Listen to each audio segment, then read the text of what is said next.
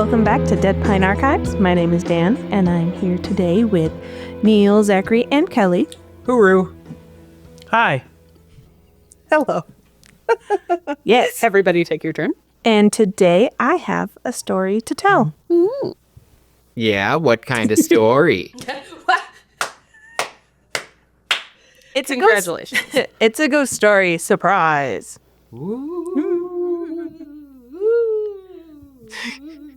So it is based oh my god. Yes. Oh, please go. I am doing the story of the Holy Family Orphanage in the Upper Peninsula.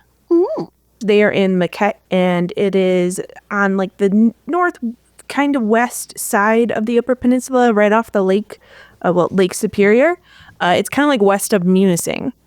Yeah, I feel like Marquette is one of the like 3 cities people know in the UP if they know any of the UP.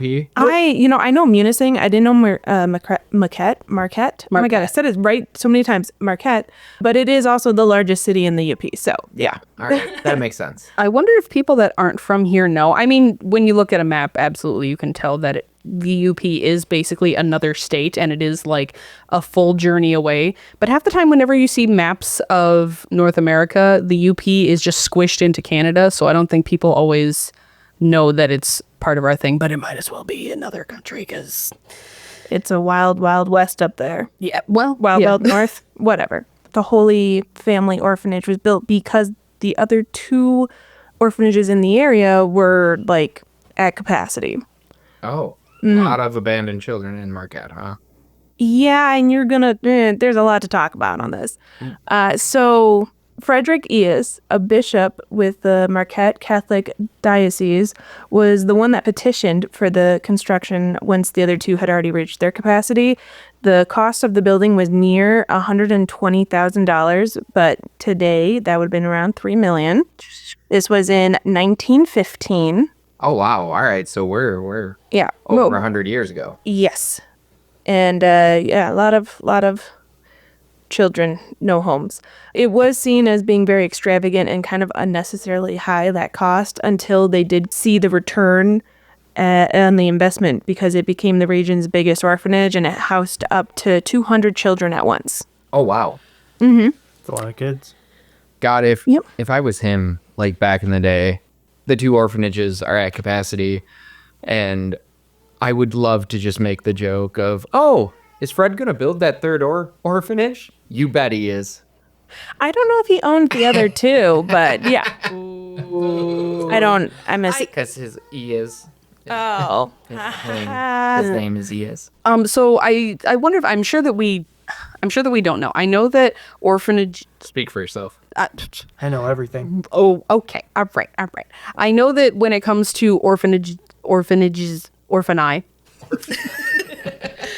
I know that they're not a thing that happens now in modern times. Now we have the foster care system, as flawed as it may be. Do we know how back in the day orphanages got their funding? I know this is a Catholic church orphanage, so I'm sure it comes from there. I think that there was some like social services that helped fund things. I'll have to tag it or send a thing, I don't know, in our Instagrams, but there's a guy who was interviewed and had nothing to do with our story, but it was about this specific orphanage, and he did talk about how like the meals they got, and like there were some like rules with the town that like the kids were allowed to like go see the movies for free or something, and he had like his clothes were given to him. So I'm not exactly sure, but it does seem to be like something with the community and probably the Catholic Church. So that does make sense. I'm assuming the Archdiocese probably paid to build it, right? And then local people pitched in, and I love the very like... Well, I'm sure they made money when these kids were adopted too, which, I mean, you kind of have to, because you have to finance stuff. Right. But... Right. I do love the whole like, it takes a village mindset though, where the whole community came together and was like, oh yeah, little orphan Joey can go see a movie or something. Yeah. Well, no, and that does make sense, because I come from a large family, and back in the day, there would be so many kids in one household that like people from the church would show up with boxes of clothes, be like, give this to your small army of children. Yeah, and like I said, I don't know how they got any of their stuff, but it did seem that it did do a lot of good for the area. Now, our stories don't have much of that good in it, but you know, yeah, well, yeah. I thought we only told happy stories on Dead Pine Archives. Not today.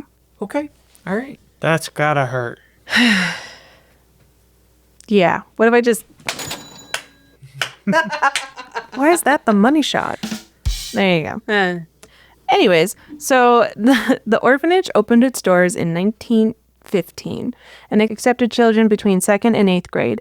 It did expand to accepting infants and older children down the line. The reputation of the Holy Family Orphanage did take a turn for the worst because it was meant to just serve white children who were abandoned or their parents had died. It was supposed to be a whites... Only. I'm not going to say only, but yeah. Yeah, well, no, that's exactly what it was. Now, I will say, for good or worse, or, well, not great. This whole beginning part's a little sketch. So it was made for just whites, but the first 60 kids in were from the overflow of a different orphanage in Sinnons. And that actually comes from an Ojibwe word. Yeah, that makes sense for the next part of the story. Is much harder to pronounce if you want to take a look. Can't see it from here, spell it. And that means coffee. It is ASINIINSIKAAJIIGIBIIG. I got lost. So the illiterate in me wants to try and pronounce that, but the person who knows it will just come off the meanest thing ever. I will not. Yeah, let's not Onomatopoeia. get canceled. Not today, please. The overflow from Sinnons, area, were brought to the Holy Family Orphanage, right? And that included 8 nuns. And this is how I read it. Someone else had written it this way, and I feel like it kind of represents what it is. 8 nuns came with control over 60 Native American children, all who were stolen from their parents as infants for efforts to assimilate Native culture into white mainstream society. That sounds par for the course of shitty things that happened in the early 1900s. It's that whole thing where they were just trying to beat the culture out of them.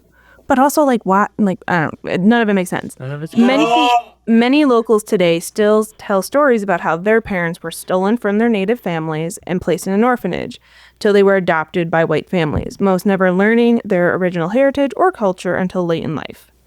Unfortunate. Cow a bummer, dude.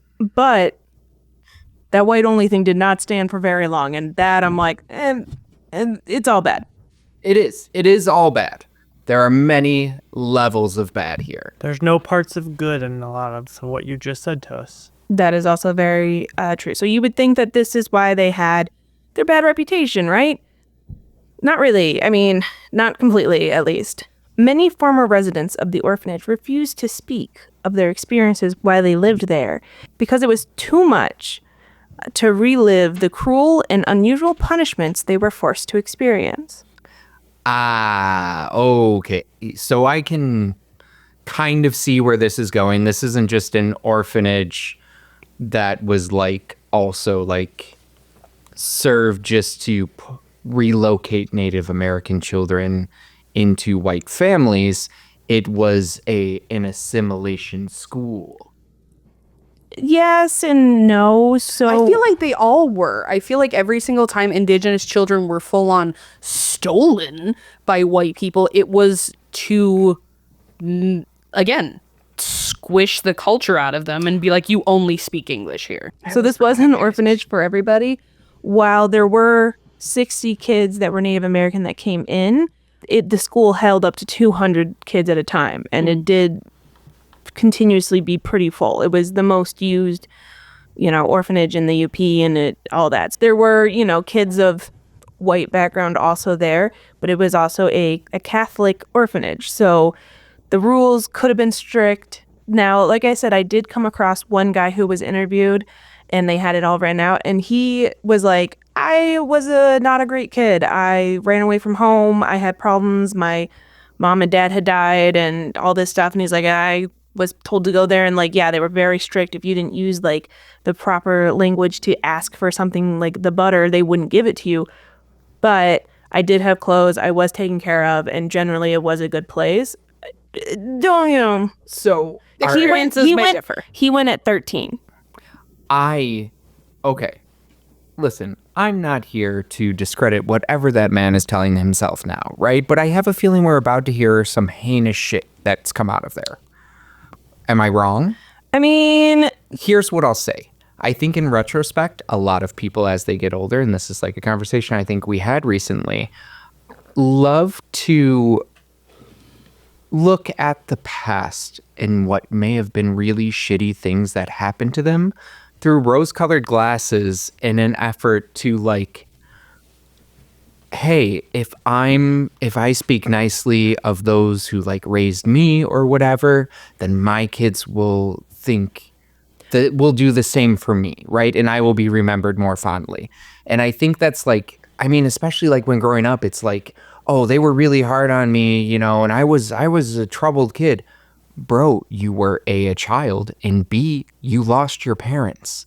Yeah. Like, corporal punishment did not fix you, my guy. I also think when people are what they think is like doing well, or they are currently happy in life, they're kind of like, well, that had to happen so I can get to here. And that's not necessarily Life true. is not a narrative. Yeah. But he was like the only like full interview that like went from head to toe on it. And he did talk about some stuff that was really like cool to learn about that I'll kind of like touch on, though it doesn't have too much to do with what we are talking about. While there are a lot of people who just like any of the people that are still alive won't talk about it. They like don't want to talk about it, but there isn't like concrete proof that anything really happened then. So that's where we're at, where like there's a few things that we'll go over, but like technically there's nothing on record saying that they did abuse these kids or do terrible things to them. Like no official record. No official record. That somebody said, hey, we abuse these kids. Yeah. Right. So it's, you know, a back and forth kind of thing. But yeah, so when the building opened up and kids started going in, almost instantly, there were stories that started to emerge, though. It was, you know, that the kids in the orphanage were suffering at the hands of their caretakers. Apparently, children were reportedly emotionally and physically abused, and some even beaten to death. But I could not find any records. Well, this was a time where they would not have to file records about that. I mean, it's an orphan. Who's going to go looking? Well, that's the thing. They're not going to have records of any wrongdoings. They're going to be like, oh, anybody that asks questions is either going to get punished because they're stuck within that institution, or they're going to be told, oh, a family adopted him. He ran away. Yeah. So it, you know, like I said, it's hard to completely discredit, you know, what they're saying. I think from this point forward, all of the alleged things we hear, I'm just going to take as truth because it would make the most sense if it was. Yeah. It's just the content. Well, I was going to say, let's move on from these horrors and move on to the real horrors, which is ghost story. No.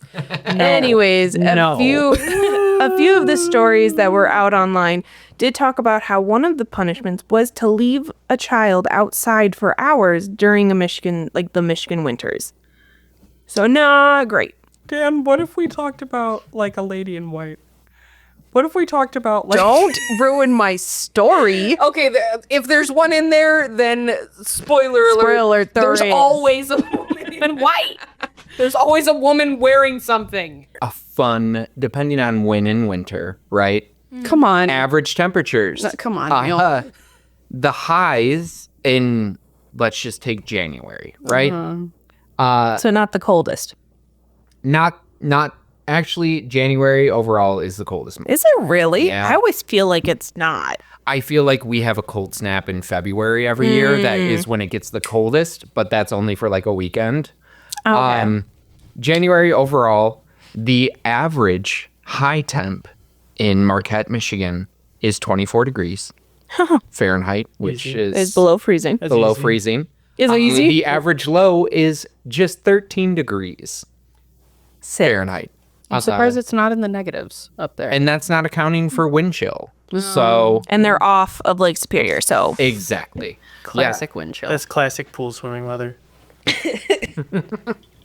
I'm gonna lock you outside for a few hours, and it's not even cold out. I feel like leaving a kid out in the cold for hours is like if there's a second Three-Fingered Riley ghost story about to come up, I'm not gonna be happy.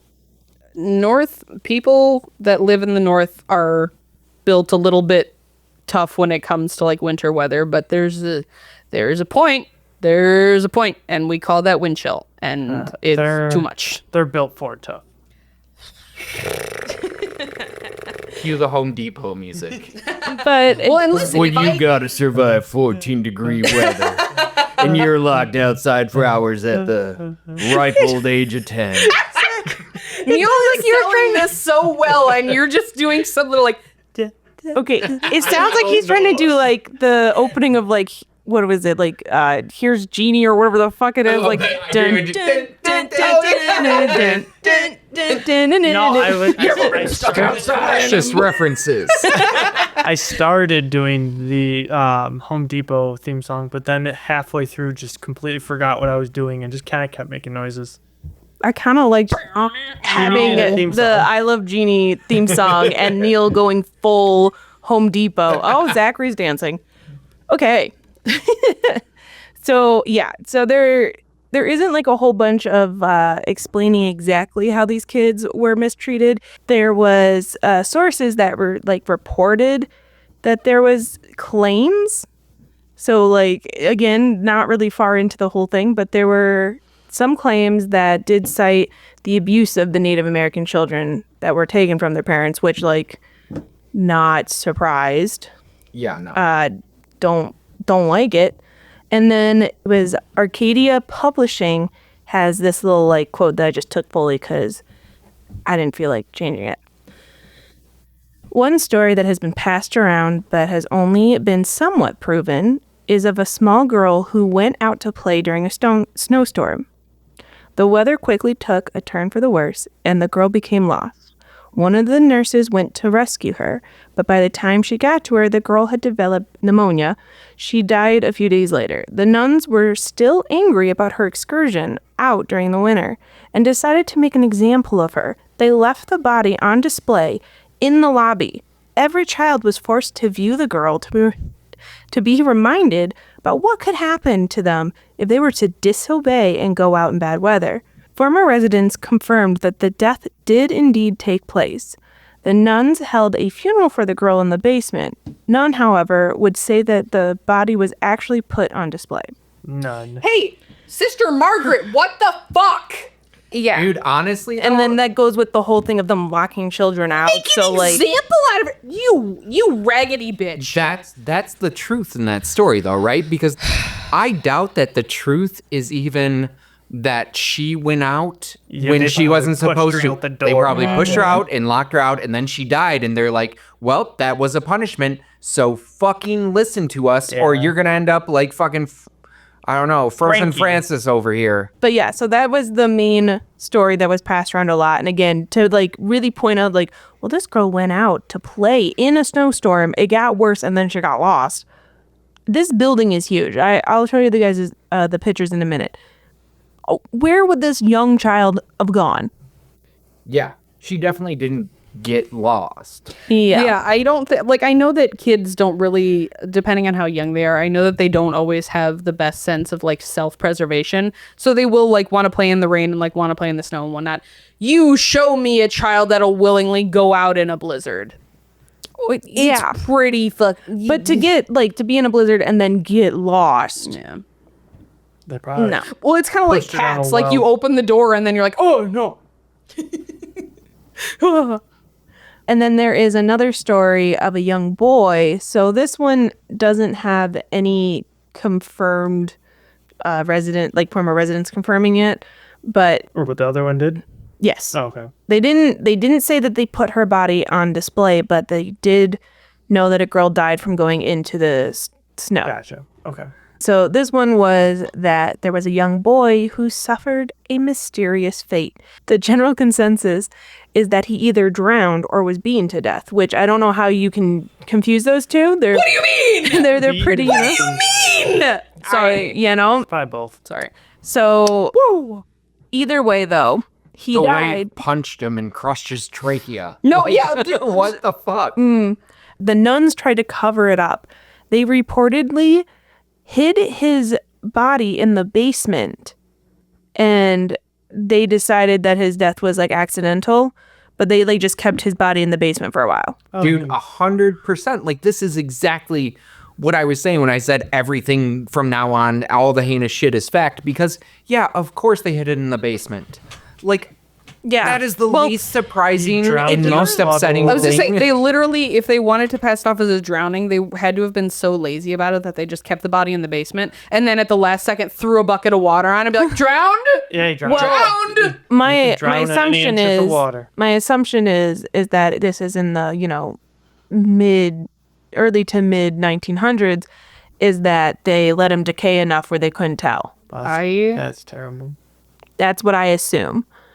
I'm just mad, I'm Dan. just sad. Yeah. I'm just mad. Yeah. Now, I will say there was a little bit of good news that did come out of the orphanage in 1960 to 1962, because that is when Operation Pedro Pan happened. Does anyone know what that is? Spanish Peter Pan. Oh, that's a good guess. Cuban. So, yeah, Cuban Peter Pan? kind of. He abducted So, children and but, took them to his like, land? Did they Honestly, put on the best kind of talent similar. show the orphanage had ever seen? No. So, Did they clap because they believe in the power of love? And then Tinkerbell came and killed all the nuns? no. So, in Was the Peter 60s, Pan played by Pedro Pascal? I'm sorry, I'm done. I'm done. Did I wish. Peter Pedal I rap. Vipers? What is that? I'm not doing this with you. You're a father. I don't even know. I'm trying to think of it. But so in 1960, Picked a pack of pickled peppers. Thank you. Yes. Thank you. beautiful. Go on For record that joining they us. did that. So between 1960 and 1962, Cuban youths came to the United States alone as their parents feared Fidel Castro's regime. So it was like people were worried that their children were going to get indoctrinated, and so they would send their kids to America in hopes that they would be safe from it. And there were like, what was it? Instead, they just got indoctrinated in other ways. Listen, Coming at you live from the year 2025. Shit's gonna get weird. I'm trying to have the one little No, Right, thank- please. Bring me Pedro Pan. This was the largest recorded exodus of unaccompanied minors in the Western Hemisphere. And the exodus of the Cuban children was virtually unknown for over 30 years. Approximately half of the minors were reunited with relatives or friends at an airport or at the airport. More than half were cared for by the Catholic Welfare Bureau, which was directed by a young 30-year-old Irish priest, Brian O'Walsh. Today, Pedro Pan are still trying to locate all the children that came alone and were part of the historical exodus. So if you do know anything about that, you can go to their website, which is pedropan.org. It was supposed to be, a way to keep these kids safe, and a good chunk of them did end up at Holy Family Orphanage for a while. Pedro, obliterate! The fuck are you talking about? It was Pedro's Exodia, and Exodia obliterates. That's his move. I thought you would get it. I didn't think they No, would. But why would I know when you say Now, Pedro? well, because it's his Exodia. We talked about this. Whale. But who's on third? Very fresh reference, Neil. Very good. Listen, I'm sure there's people out there that would love your Yu-Gi-Oh talk. I just didn't put the dots together. I thought you were saying Pedro Pascal was Obliterate. an obliterate, which No, he just stretches really far. But I think it was like late 1960s was when the last of those kids aged out of the orphanage. And the orphanage itself actually was still like it still had like offices going, but they didn't have any kids anymore until 1981 is when it closed down completely and it was abandoned. Was 18 the age-out age still at that point, or is it different? I assume so. I will say, when you were talking about this earlier, I was curious about how long orphanages in general lasted, and I forget where it was located, but when I looked it up, it said that the last like orphanage, not in Michigan, but like the last North American orphanage closed down in 1992, but by that point it had been used as like a children's home, so technically it wasn't an orphanage anymore. But like made that switch. Yeah, I think they mostly stopped in the 80s. Yeah. Nowadays, the land was bought and so was the building, and it was redone. It was renovated. It is now like affordable housing apartments. Affordable housing. Air quotes. Yeah, there are 56 units. I'm I sure know. it's very affordable. Well, it does say here 14 of the units in the building support families in need, including including local formerly homeless. Okay. The original chapel still remains as a community space for the residents of the building. So So it seems like it's Well, doing good. work now. And they can hide their dead in the basement. Well, maybe. Listen, you think every single condominium complex doesn't have 47 bodies underneath it? This entire country is soaked in blood. Oh no, dead body. Seems like everybody's tightening their belt in this economy. Gong gong. What are you doing? What was that? everyone's tightening their belt in this economy. Dong dong. What the hell? What was that? There's a lot more of that reference. It's from The Office. Oh, Did you Whoa! did you listen to the episode we released today? No, Because you made that same joke. No, you literally made that same joke. You didn't finish it. You just said, "Oh no, a dead body," and then you said, "I have to stop myself because I do too good of an impression of The Office." Quote. And we're gonna get hit with a copyright lawsuit if I finish the quote. I only did half Zachary, the you quote. one-trick pony. I didn't even do half the quote this time, so it's still we're not gonna get copyrighted. it's fine. I don't think you get copyrighted like that. That's not how that I works. mean, You can never quote. Somebody's gonna get you. Listeners, if you remember, because this will be probably a month after we're recording it that this episode comes out, but it was our episode on what was today? It was you. It was me. It was you. is it the seven? Was it my story? The, Oh yeah, Seven Gables Road. yeah. But yeah. Yes, it was. Yes, it was. I couldn't remember, but yeah. Not to be mixed up with Seven Cables Road. Good, Zach. I'm so fucking funny. Excuse me, you made that joke too. Probably did. Probably. Well, then he made a lot of and jokes about it, and then I got confused. No, he just talked about how he's afraid of snakes the whole time. Yeah. Yeah, that too. Definitely afraid of snakes. Yeah. Anyways, So if you want to send live snakes to Zachary, his address is 18. I don't know. if you did know, that'd be really impressive. 18345 Forest Avenue. I don't know the Utah, address of Michigan. where we are now. Utah, Michigan. Anywho, so beyond all that, history-wise, there are some ghost stories of ghost stories like, people experiencing ghost stuff. Is Most, that what a ghost story is? well, I was kind of saying more like the history of why it's haunted, and now I'm kind of telling like experiences. Most of the ghost activity is usually just hearing moans and crying of children, with a few eyewitnesses of manifestations. It's not anything like specific. There's not any like, oh, you see this lady dancing in the ballroom or whatever. No, it's just like I walked into a room, got cold, got scared. Yeah. God damn it, Neil. You just sent us your address to read aloud. Live snakes. We're taking boxes of live snakes. Just, have them named out for Zachary and we'll get it to him. Loosely sealed boxes of Professional live vibrating snakes. on the table.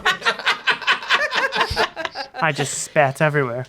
Spat. Kroger bags of live snakes. I don't like- Many holes in bag. I like Kroger. Why don't you like Kroger? Because they have live snacks. Because they I'm not going to speak ill of Kroger. I'm lying. You just said you did not like them, so Yeah, everyone I'm gonna knows. explain why that they suck. Because How will we get a sponsorship and cover our carrot sticks? That's true. I love Kroger. Kroger's the best. Shop at Kroger today. You don't do that until they pay us, Zachary. Over to Kelly with sports. Some stories that go out there, but this one is young college students used to head out at night to try and see what they could find, and usually they got the experience they wanted. A woman told a tale of herself and friends sneaking into the abandoned building. Obviously, this is before it was apartments, and it was mostly just an uneventful night until an empty baby carriage mysteriously rolled across the floor without any explanation. In my head when I read it, I was like, maybe it was the wind, but in the way where I was like, absolutely not the wind. You need to get out of there. I don't like babies on a good It's day. either a ghost or somebody just discarded an item that is worth like $500. I was gonna say, where the fuck is the baby? Then who's flying the plane? sleeping. People do claim to hear children crying in the lobby where the little girl was left to teach others a lesson, while a few have claimed to actually see her body out of the corner of their eye. An unexplained glowing green orb will encompass a medical table in the basement where the boy's body was hidden, which I was like, was it hidden on a medical table? Because that doesn't make much sense, but whatever. Also, why was the They didn't table hide still it. there? I don't know, but apparently there's a green light. It's built And in. then locals frequently saw lights coming and going in the inside of the building after dark, but there's no explanation why. It could be flashlights, but it seems like they were ghostly. And then also a local resident claimed to have gone with a medium to the building. They were overcome with a freezing blast of air and a deathly smell that made the medium vomit. Oh. Well, the UP is pretty cold. I mean, you are not The wrong. vomit part, I got nothing for. And then I have two stories that are from someone's actual point of view. The one I did do what I did in the last one where I made it a little bit more full, fluffed it out a bit. In my retelling of it, the ghost wore a wig. I'm sorry, carry on. a wig that's from the early 1800s.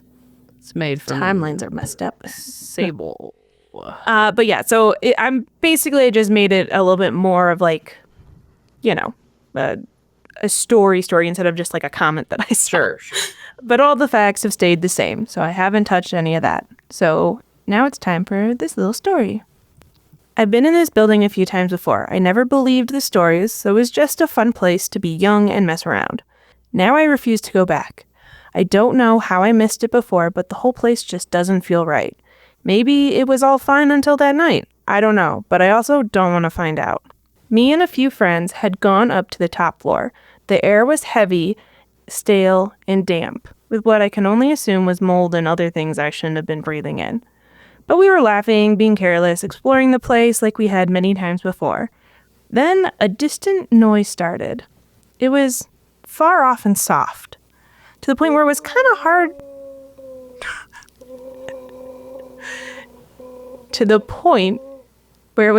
to make out. Obviously, we assumed there was someone else exploring the building, and we felt it was our duty to give him a scare, as it was Devil's Night. Which also, why? Why? Don't do these things on Devil's Night. Don't scare me. But when is this story from? I don't know, it didn't say.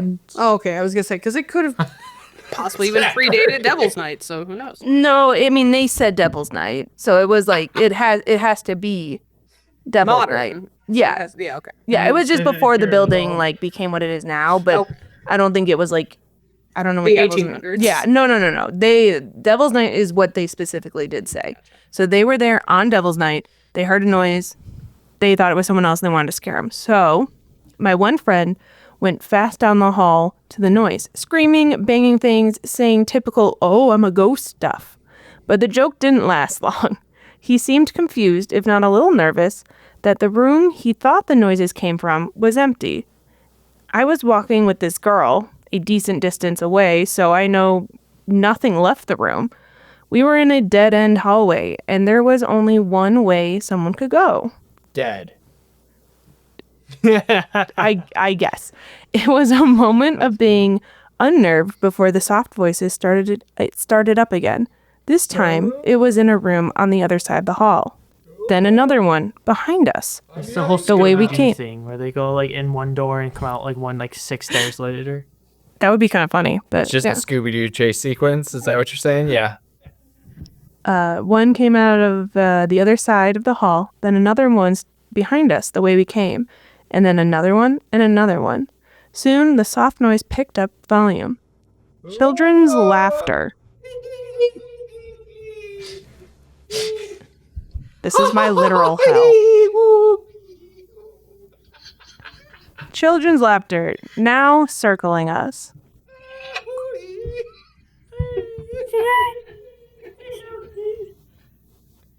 Disgusted. So it's a weird thing, but I think Kelly and I are starting our own podcast. I need you guys to, pay attention to that and not the other two. Oh my God. Anyways, so that was the cue. At your joke.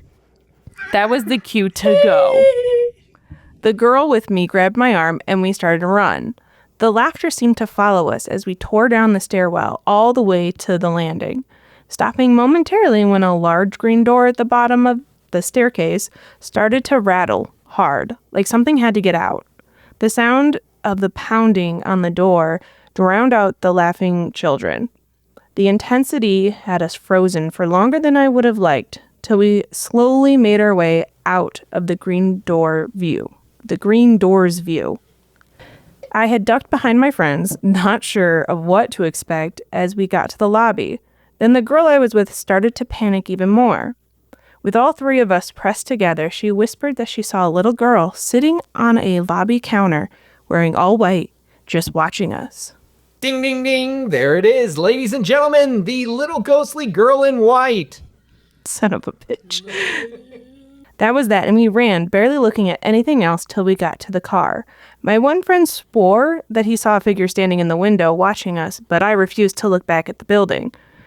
And then my favorite part, which I kept basically almost word for word. Oh, and before I forget, a bird nearly pushed me out of a window earlier that night. What? So, so all in all, not a fun trip. A bird? A bird.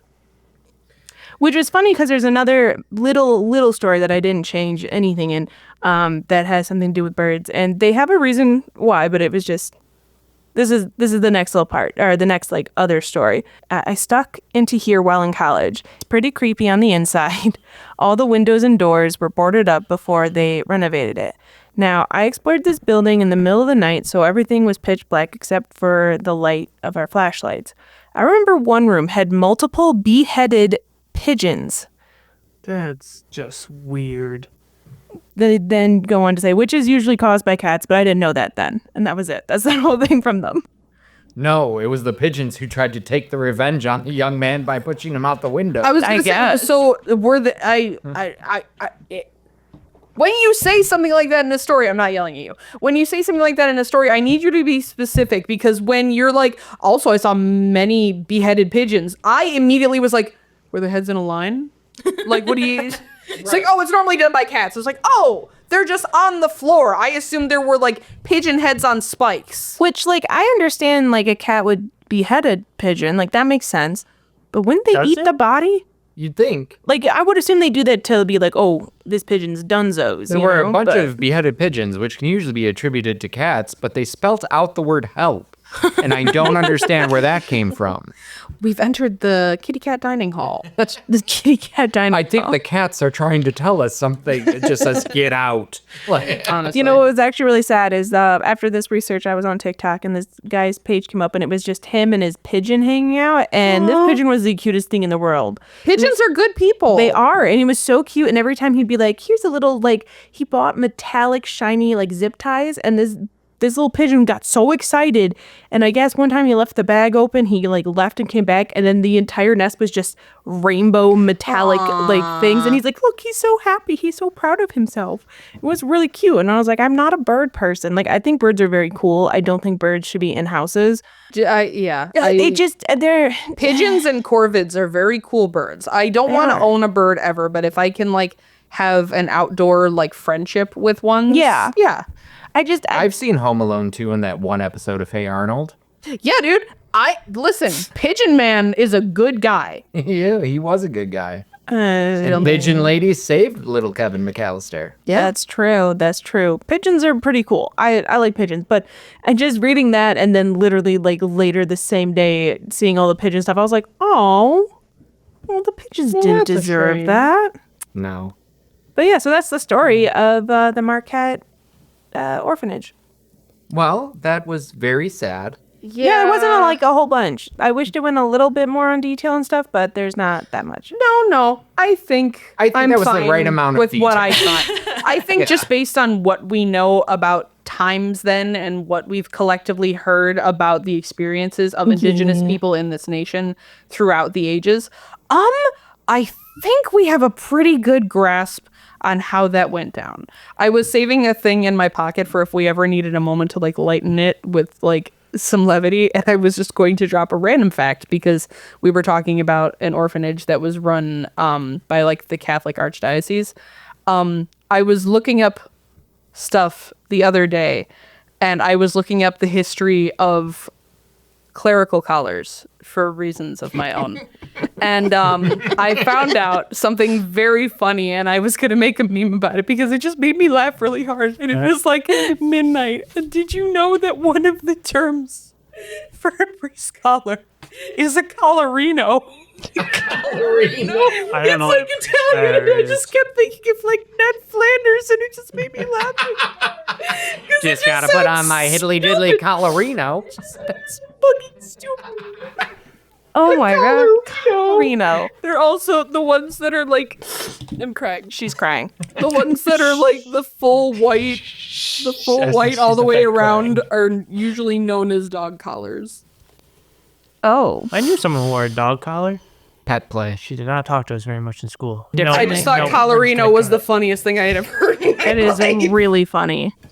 There is also supposed to be a cemetery that actually came before this orphanage that's like right around there that's also haunted, but I didn't get into it. So for the future. Yeah. There we go. We'll make a note of it for the future. But thank you for doing that research and I feel like, yeah, absolutely. That's a place of like the varying levels of do we really fucking believe this place is haunted? There's no way that even if everyone was doing their very best that those kids were taken care of well enough, because that's up to 200 kids and they did not have enough nuns. Eight nuns? Well, the originally 8 nuns had come. I'm sure there were a lot more, but there's just no way that was funded enough to have I mean, like, you're lucky if you have nuns and they don't really get paid, or they don't get paid a lot.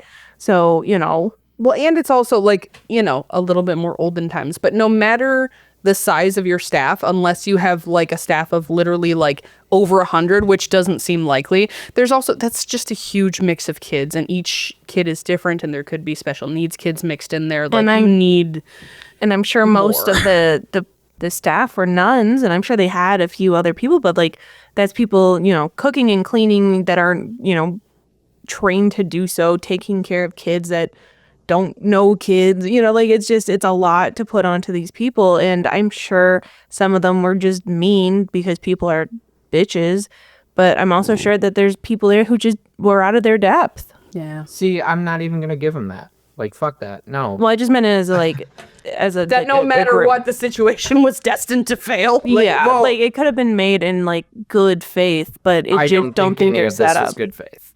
You don't think they built the orphanage for good reasons?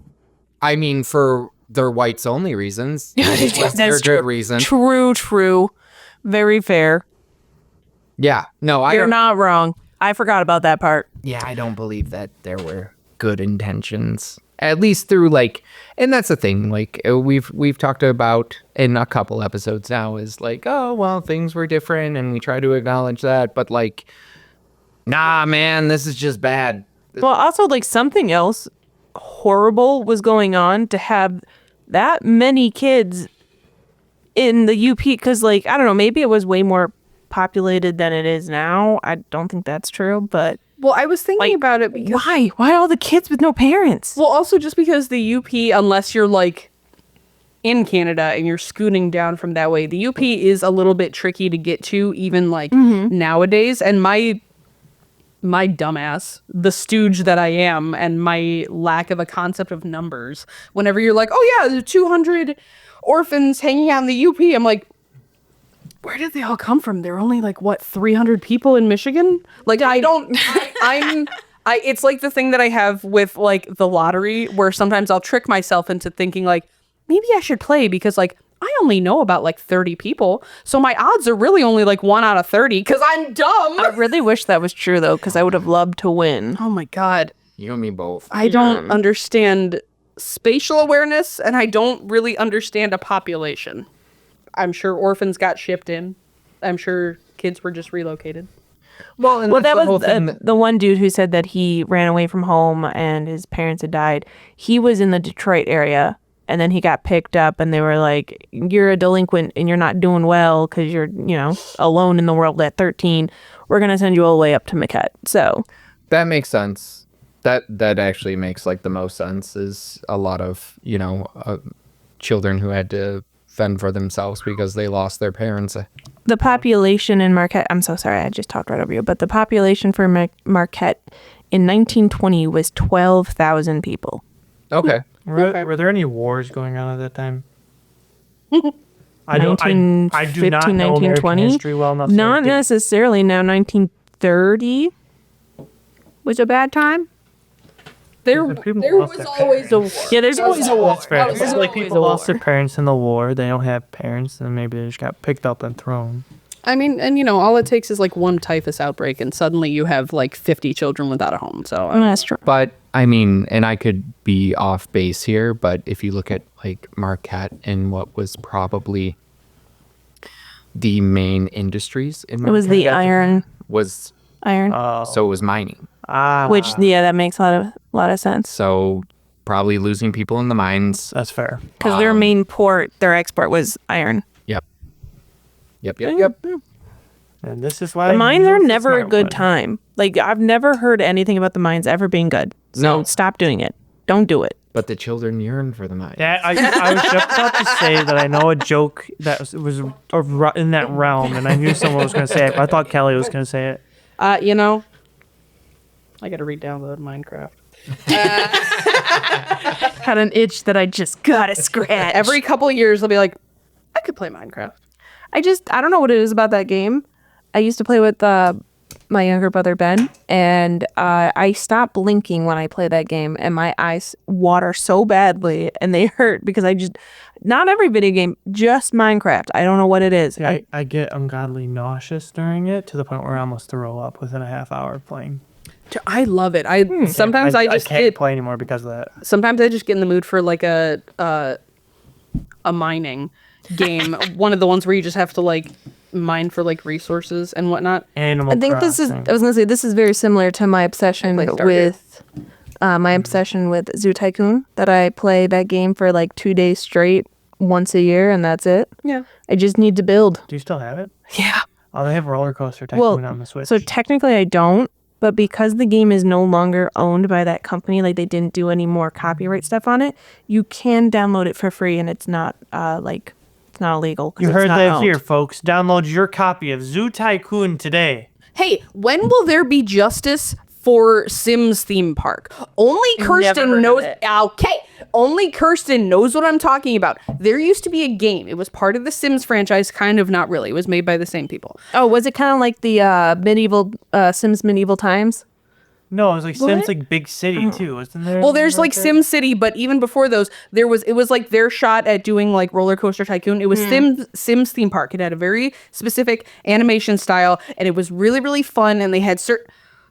Was it better than Roller Coaster Tycoon? No. Probably not. Think so. Did they have the people who no throw one up? else thinks yes. I don't believe it. Dude, it was so good. Was it super pixelated? Anybody that everything was. Well, no, that was a anybody good thing. anybody out there that listens to this that ever played Sims theme park, please get in touch with me. I'll make t-shirts. Like, I love this game. You're gonna be like, It I'll is- make it tea. No, just like, it doesn't exist anywhere. It's not one of the Sims games that you can get on Origin and download. Nobody acknowledges that it exists. Kirsten has it on an actual like CD, like from her like old Make her computer. give it to you. Well, it doesn't work on modern computers, and also modern computers don't have the fucking the CD drive. I heard. Mine does. Some of them do. No, You mine can. doesn't. Mine well, does not. You Mine can does not, get. mine. You can get an adaptation. Well, that's the thing. adapter It doesn't exist on any sort of emulator. There are some things that say that you can download it, but like No, it's but I all meant, like, very corrupted. You can buy literally a CD reader I to know. plug into your computer. I know, So but please- this game hurtful. is so old that like we tried using it on modern computers and it wouldn't work. Kirsten then got a hold of her old family computer, put all the updates on it to make it a modern boy, and we tried to play it and it wouldn't work the way it was supposed to. Oh, So if you remember Sim this Justice game, for Sim Theme Park. I love this game. if you remember this game, please comment on this post with that and hashtag it Merry Scratchmas, so we can keep track of all of the Kelly related items. you know, you're gonna have to start actually checking that hashtag now and I see. check it every There's a very real possibility don't. that if I I'll do it did right get a now. hold of this game, I would play it for 30 minutes and be like, well, all right. Now I'm done. No, that's the same with the Zoo Tycoon. I literally like once a year. I'm like, this is all I need, and right to the veins, you know. Yeah. And I will play it, and they'll have the cute little lions meowing like little cats, and then I'll build it, and then I will lose all my money because there's no way to win that game. There just isn't. I never have made a full zoo. I also want Jumpstart 4th grade on an emulator because that's the one with the scary island. Oh, I was gonna say, like, I only remember. That one's really I good. remember Like a the purple few of bat? them, but yeah, I remember we got really into Jumpstart when I wasn't in 4th grade. So it was. That's not true because I was like, this is too old for me, but I only want to play this one. Jumpstart 4th grade is awesome. We have to stop. Dude. We've gone so far off the rails. I'm gonna go on eBay and I'm gonna buy all the Jumpstarts. I'm gonna be so good at it How now. will you play them? She's gonna have such a good jump. They don't work on modern computers. You need an emulator. Do you for the Jumpstart games? Yeah, they're old as dick. I don't know. A lot of the. Oh my god! Dick. Oh my Oh god. hell yeah! I don't know. A lot of the Nancy Drew games still work, and they're old as dick. I don't know, man. I think the Jumpstart games need. We got to wrap this up. Oh, yeah, that's been- it. Okay, we've been- thank you. Give us a follow, like, a comment. Give us 5 stars. That'd be sick. Ooh, 3rd grade. that's the one. I only remember 1 or 4. Anyways, anything, any platform that you listen to your podcast on, we are on there. Give us a follow on Instagram or on TikTok. I don't post much, but you best believe I'm gonna be doing more. Check out our other show on the Hiraeth Podcast Network, Midnight Horror Picture Show, if you like spooky movies. Yeah, you should do that. Also, they post a lot more on socials, so they're fun. You should do that. Yeah. Anything else? Everyone else good? I'm obsessed we're with good. Jumpstart now. Well, you got to jump start for little Lockie. Justice for Sim Theme Park. There was a bounce house that would look like a dinosaur's belly. Oh, that's sick, dog. Right? All right, goodbye. Bye.